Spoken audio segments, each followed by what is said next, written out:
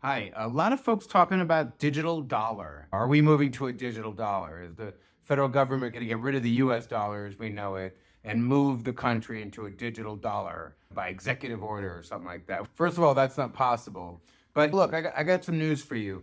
94% of all the value of the transactions already happen with digital dollars. Think about it. What percent of your monthly expenses do you actually pay in cash? Literally, your mortgage, your car payments, these are all paid electronically with dollars. When Chrysler deducts money from your bank account for your car payment, it's basically transferring a digital dollar from your bank account to their bank account. There's no paper money changing hands. Just that's important to keep in mind that 94% of the value of all transactions of dollars are done digitally, not in cash. 6% of the value of them are done in cash. That's number one.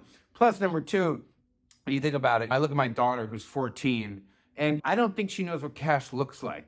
Everything she pays for with her Apple Pay. She takes out her phone, we go to get coffee, she pulls out her phone, and boom. And again, that's another example of a digital dollar. What's happening is Visa is using your Apple Pay is integrated with the credit card, and that's paying, let's say, Starbucks money. So again, money gets transferred to Starbucks and it's all digital. No cash changes hands whatsoever. So believe me, the government doesn't even have to create a digital dollar. In 20 years from now, our kids' generation, my 14-year-old daughter and that generation, they're all going to be digital. It's all going to be digital. Having said that, the Federal Reserve is exploring whether it should create a central bank digital currency, which basically means instead of having the money held at your bank, the same money is held at the Federal Reserve Bank, for lack of a better word. Now, some people argue that allows for faster and cheaper payments. Look, if I'm paying Starbucks, I don't have to pay Visa the fee or Apple Pay the fee. If I'm paying Chrysler for the car, when they withdraw the money, ACH, I don't have to pay $1 for that. Or if I wire money overseas or something, I don't have to pay $5 or $3 or $1 for that. So basically the benefit here in theory is that there would be no transaction fees. You'd just be able to move the money instantaneously for free. I've never in my life seen anything happen for free, especially such a big infrastructure. So that's in theory the pro. But I'm going to knock that big pro out right now. The Federal Reserve is actually really working to release. They're studying this digital dollar concept, and they may or may not. They're opening it up for comments, and so far, they seem to be against it.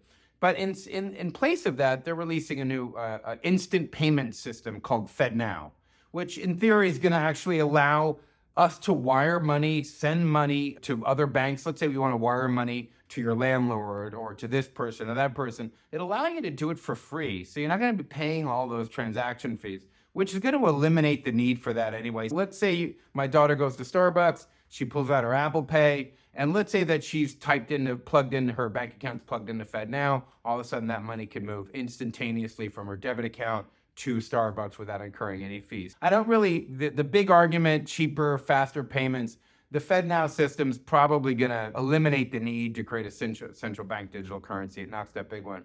The biggest con of a central bank digital currency is the privacy issue. Again, I'm not under the illusion that we have a massive amount of privacy when we walk around carrying little cell phones in our pockets. That's just a crazy concept to think that we have privacy anymore.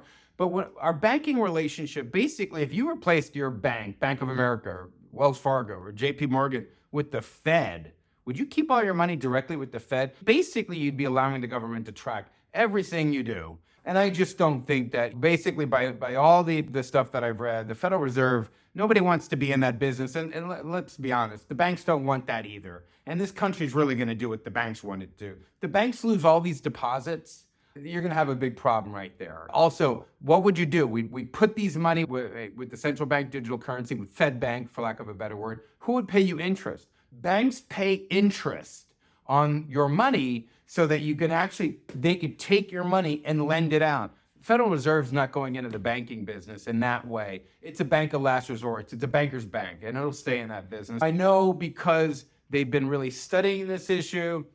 that there's been a lot of promotions and talk in the industry. I've had some very good friends call me up. Is this really happening? Is the Federal Reserve, is Joe Biden signing an order to get rid of the US dollar on such and such date? No, that's not happening. The Fed is still in comments mode. And basically, the bulk of the comments that are coming in are along the lines of what I discussed with you right now. Anyway, that's what I wanted to say about this digital dollar topic.